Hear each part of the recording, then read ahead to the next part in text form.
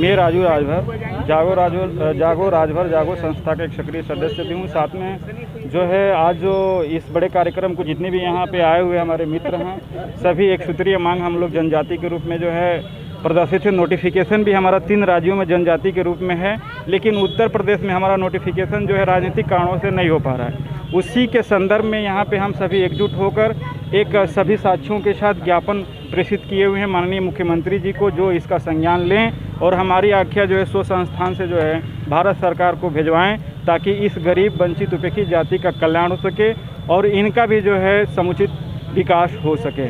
क्या मांगे रहे? हम लोगों की मांगे जो है शेड्यूल ट्राइब की है, अनुसूचित जनजाति की है।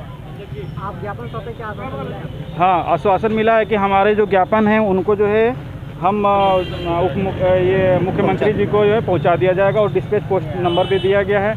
इससे पहले मैं आपको बता दूं कि आज पूरे पूर्वांचल में ये कार्यक्रम हो रहा है। पूर्वांचल के सभी जिलों से जो है ज्ञापन प्रेषित किए जा रहे हैं। अलग अलग संगठनों से एक संयुक्त मोर्चा बनाकर हम लोग जो है ज्ञापन मुख्यमंत्री जी को दे रहे हैं, उनको संज्ञान में दे रहे हैं कि हमारा जो है 75 साल होने के बाद भी हम लोग जो है गरीब उपेक्षित और वंचित हैं, और हमारा जो स्टेटस है उसको डिफाइन करते हुए हमारा सही प्रस्ताव जो है भारत सरकार को भेजा जाए, जिससे जो है इन गरीब उपेक्षित वंचित जातियों की कल्याण हो सके। आपकी मांगे हाँ, अभी तक अगर मांगे पूरी होती तो फिर हमें धारणा और ज्ञापन देने की ज़रूरत नहीं पड़ती।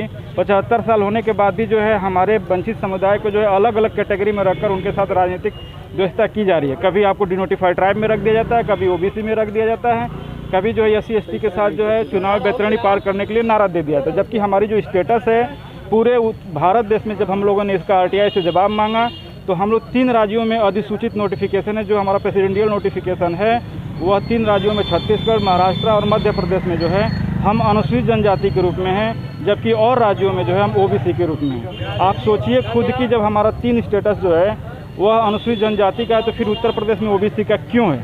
यानी हमारा कंपटीशन जो 1982 में जो रिपोर्ट आती है हमारे लिए, जो रिपोर्ट तैयार की गई, उसमें ये बताया जाता है कि आप तो जो है शेड्यूल कास्ट से भी कम्पीट नहीं कर पा रहे हैं। तो बताइए फिर जब हम शेड्यूल कास्ट से भी कम्पीट नहीं कर पा रहे हैं तो हमें उस कैटेगरी में कैसे रख दिया गया, OBC में कैसे रख दिया गया?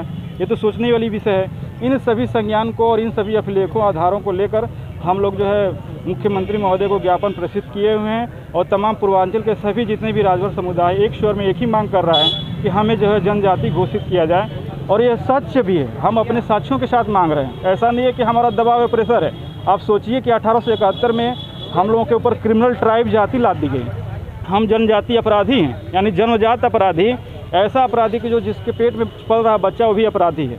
तो बताइए मेरे साथ न्याय क्यों नहीं हो रहा है? ये भारत भूमि पे हम लोगों के साथ न्याय क्यों नहीं हो रहा है? भाई, हमें कभी क्रिमिनल ट्राइब के रूप में तुम्हें घोषित कर रहे हो, कभी जो स्टेटस कुछ दे रहे हो। तो इस तरीके से हमारी सही तरीके से स्टेटस को डिफाइन करते हुए इस भारत सरकार को भेजा जाए, जिससे हमारे साथ न्याय हो सके।